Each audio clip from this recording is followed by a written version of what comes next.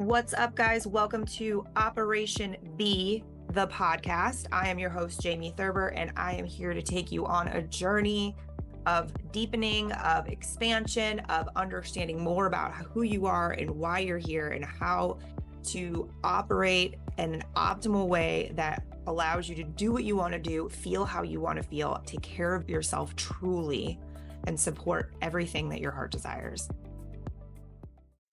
What's up, guys? Welcome back to the podcast. This is Jamie. I hope wherever you are, you're having a great day. I'm in the tundra at the moment. It is cold and snowy, and I love the snow, so that's okay. But I live in the boonies, so when it's cold, I just don't go anywhere because our driveway is like a roller coaster ride, and I'm good. I'm trying to wreck my car. So here I am. Anyway, so I'm all cozied up, and I hope wherever you are, you're having a beautiful day. I wanted to talk to you about something that I feel like I've not ever really heard anybody talk about, except for some of those girls that make the cleaning videos on TikTok and Snapchat. I'm pretty sure the Snapchat ones just come straight from TikTok, but I could sit down and get stuck watching somebody clean real quick. Like my brain feels so good watching the check boxes happen. But anyway, I remember it makes me feel better sometimes where I'll see these girls like make these videos and they're like, clean my depression room with me. And I'm like, wait, this is a thing. And my clients and friends and stuff I've had conversations with, um, I have a housekeeper, Trisha. She's like literally the savior of my life, especially while I've been sick. And her and I talk about it because she goes in sometimes and helps people who have their houses or their spaces have become so overwhelming while being sick or depressed that they need assistance. And before you think I sound like a privileged person, I'm very aware of the fact that I have a privilege of being able to have someone help me with this, by the way.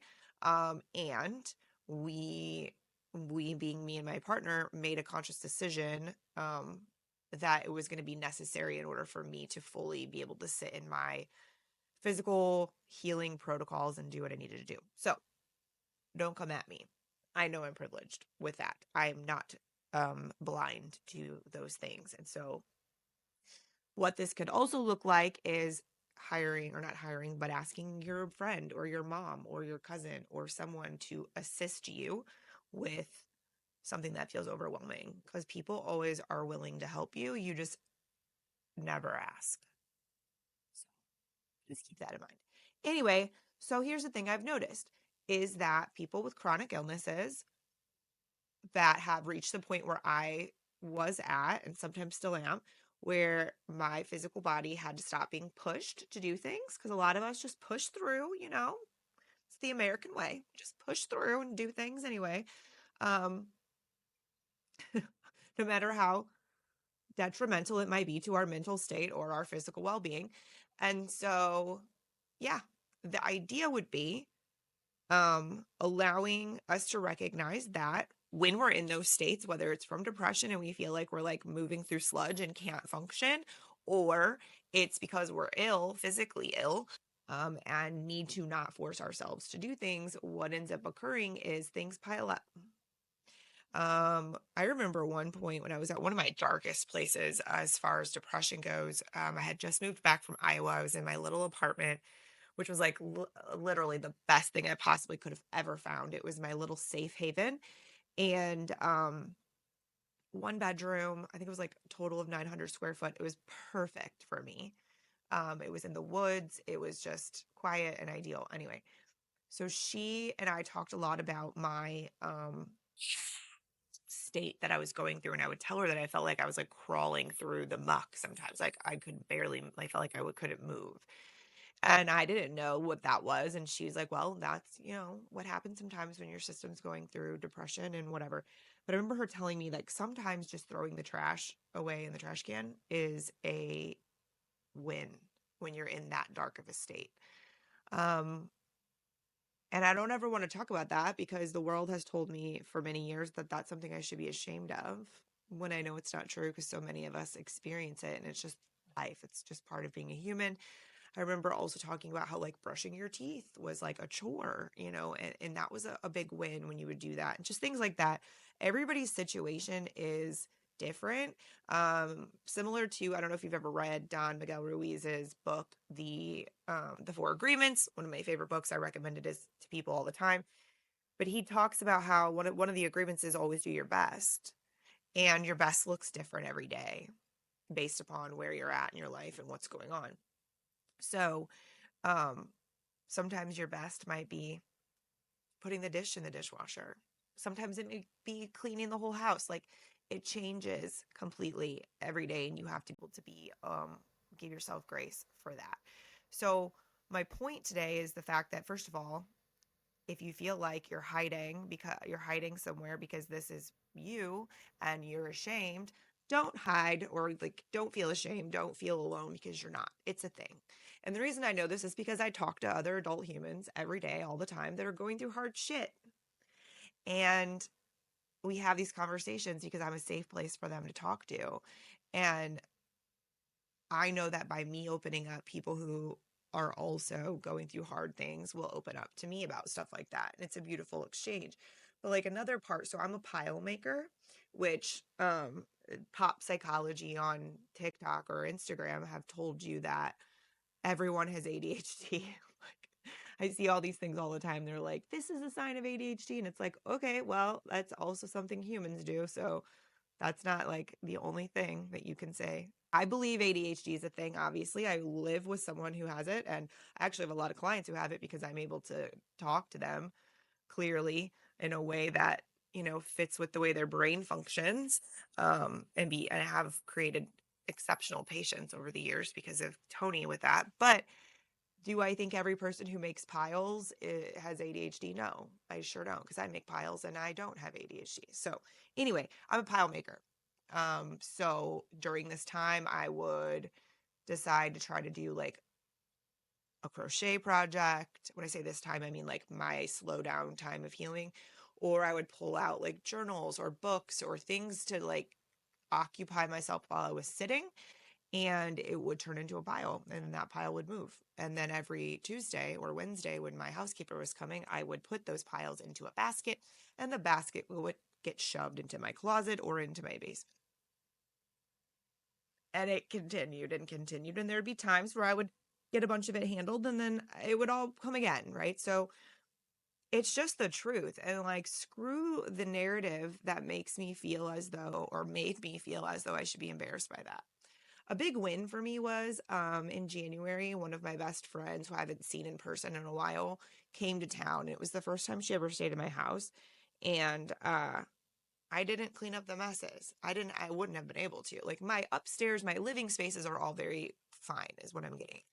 But then that stuff piles up, and I just told her, I was like, hey, it's not going to be. She goes, I could care less. I'm like, I know, but it's a big win for me to know that I'm able to just allow that to be what it is, because that's just my reality right now. And that's okay.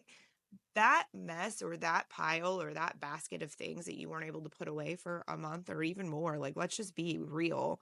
And again, you're speaking to somebody who considers herself and is successful. So the rule that the world tells you, like, it's not the truth for everyone in every situation. It just isn't. Um, it just isn't, because it just isn't. Like, I just don't know what else to say. Um, Life happens, and it's cute for us to all think that we can hide from life, but sometimes we got to let it be what it is. And there are more important things, like me healing physically, and it required me to sit. So I'm not going to apologize for that. So think what you will, my friends, or listen, because there's a good perspective shift here and a good ability to recognize the humanity in yourself and in other people. So anyway, so for me to allow someone else to see that and be okay with it, um, and know that there'll be a time and a place where I'm able to deal with it. And slowly we're getting there. I have help. I have someone helping me. But slowly we're getting there. And my body's still physically, like, yesterday I had to clean, because we're having company again come stay with us. So yesterday I had to clean a couple of the bathrooms and clean a bedroom and dust, vacuum, and whatever. And I was freaking beat afterwards. Like, my system was not okay, just because it's still in a state of really, really like a large amount of fatigue really easily. Um, and that sucks, but it is what it is. And so I knew that and I allowed that to be basically the thing I was going to do that day. And that was that.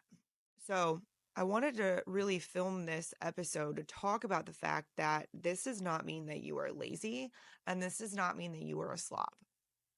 There's a difference between having a pile of things that need to be put away and having like rotting food sitting on your counter for a month. You know what I'm saying? Like there's a difference. And now granted, I'm not even going to go down that path, that conversation path of like hoarders and the mental illness that's attached to that, whatever, because it is a real thing.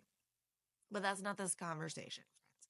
This conversation is to give a moment of exhale to people who feel like this is something they should be um, embarrassed by or ashamed of. Instead, recognize that, the hard part is that when the mess or the piles accumulate, it's really another heavy thing that sits on your shoulders in an already really heavy situation. And that part sucks. That part, I wish I could tell you that I can make better. I wish I could tell you that it never gets to me, but that's not true because it absolutely does. Um, it's just, you have to learn when you're healing and you're going through depression or chronic illness or those really hard things, you have to teach yourself that grace is a whole nother ballgame than you even thought it was. Like, allowance for you to be in your body and be a blob basically because you need to, because that's the only way your system heals. Your nervous system can relax. You can go into rest and digest. Look up the polyvagal theory if you're not familiar. And only way you can do that is by letting yourself be okay with all the things that are going on around you and know that you can't control them. Tough, right? Wow, big. That's a big one. It's hard to understand. It's hard to accept. Um, but it's the truth. And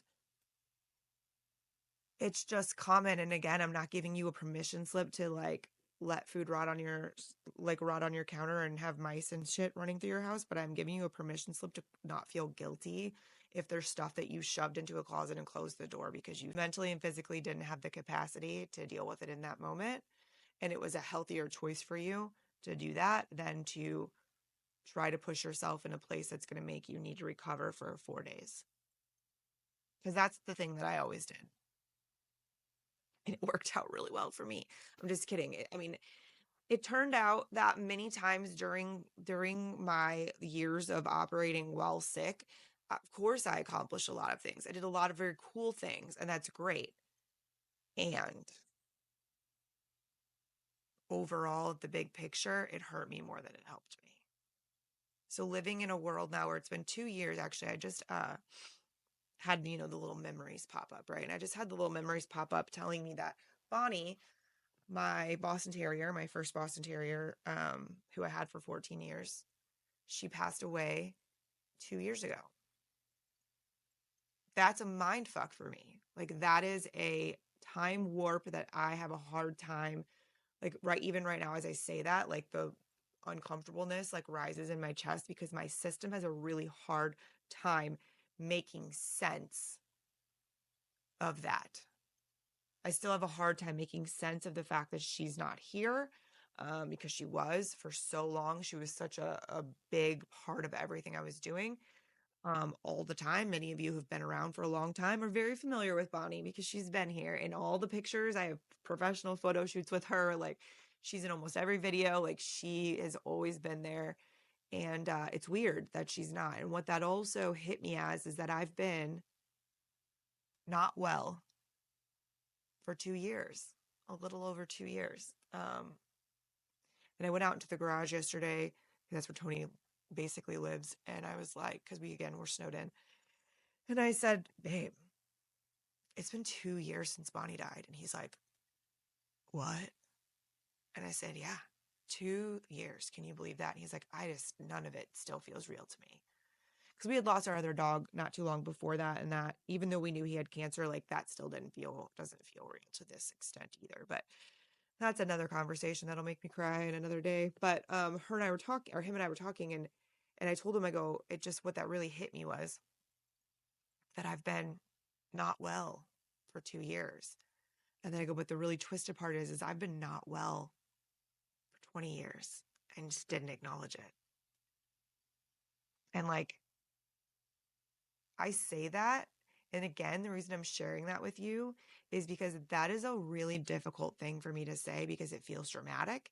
It feels unrealistic. It makes me wonder what every single person that I met over the last 20 years and has engaged with me or experienced something with me thinks about me now. They must think I'm a liar. They must think I'm a fraud. They must think I'm all of these things. Did I lie? Was I just constantly lying? And the truth is, the fact is, no, I wasn't lying. Like, if you met me on a trip, if you met me at an event, if you met me anywhere in high school, like, I wasn't pretending to be anything. During the day, I was just so disassociated from my body and the cues and the physical yuckiness that I was operating from here, which says a lot about my freaking mental capacity, really. But all of that was real. You just didn't know about the aftermath. You didn't know about the things that happened at night and on the weekends. And after many days of me pushing so hard that I couldn't get out of bed for several days, like, or me being sick all night, like, you just didn't know about that. But like, how many people do you tell about your entire like evening experience after they go home at an event? You don't, because it's your personal time. It's not like you're like, took a shower and then I pooped and then I peed and then I had breakfast and then I had a snack and then woke up again in the middle of the night and peed. Like, we don't tell people about what we do in the evening. So like, why would I tell them about me being sick? Because it was just as normal as what I just described. It was just that normal to me. And so it's still a weird thing that I feel is important if you've dealt with things like that or what I'm talking about, to speak out loud about without giving a justification, without giving a like excuse, without any of that. So for me to say to Tony, who of course is my person, and it's still uncomfortable though, even though he's the person, he's been here, still uncomfortable. And for me to say to him, I haven't been well for 2 years. Holy moly, it's actually been 20 years. All of that feels crazy. And then that's all I say while we sit in a moment and he witnesses me being raw and vulnerable about something that's really difficult. Huge growth, huge healing moment right there. Okay. So again, take this episode for whatever you want to take it for, take it as a permission slip, take it as whatever. But like, dude, this is a thing. Depression messes, chronic illness messes, getting behind on shit because you're sick. There's people that I haven't emailed back in a fucking year, guys. Like, I think about it, it's in the back of my head. And at the end of the day, I don't have the capacity for it. I have to juggle capacity of what I can and cannot get to. And oftentimes, things that are not directly affecting my day, my finances, or my health, I've just had to let myself not get back to. And that's okay. Do I wonder if Rebecca, my massage therapist, thinks I'm an asshole because I haven't gotten back to her about 2 things in a year? Yeah, I do wonder that sometimes. But when the moment comes that I sit down to respond to her and I don't have the mental capacity, to me and in my integrity, it's better for me to wait than to give her a bunch of bullshit that I just created out of nowhere. I don't even remember saying because it's not real. I don't like to do that. I made a promise a long time ago to myself that I wouldn't do that. So part of this process for me was honoring that integrity place that I choose to stand and letting it be what it is. That's that. So, as always, guys, this one was I'm very uncomfortable right now. That's all I have to say. This was a hard thing to say, but I felt like it needed to because I've come across people who were just getting out of divorces and had to hire someone to help them clean up their house, had to call a mom to come over and do the mountain of laundry with them because they couldn't get through it. And every time they went to touch it, they got overwhelmed. Like, I have these conversations in private so frequently that I know that there are people that are watching this, or hopefully this reaches, that just needed to hear this so that they understood that they're not the only one and they're not crazy. It's okay. You'll get past it. It's okay. It is. It's okay. You're not a slob. You're not lazy. It's okay. So there's that. I hope that helps whoever listens. And if you know someone that this might help, either give them a permission slip to know that it's okay, or help somebody understand someone that they love or know better. That's another really great thing of sharing these episodes. Please share this with them. As always, hit like wherever it is that you're watching, hit subscribe wherever it is that you're watching. That helps this podcast that I personally do fund this. So there's no like sponsor here, like it's me paying for the whole thing. So if the best way to support it and continue me to allow me to make these for you is to like, comment, subscribe, and share, and leave a review if you have not already. Thank you for being here. I hope you're having a beautiful day wherever you are. And until next time, see ya.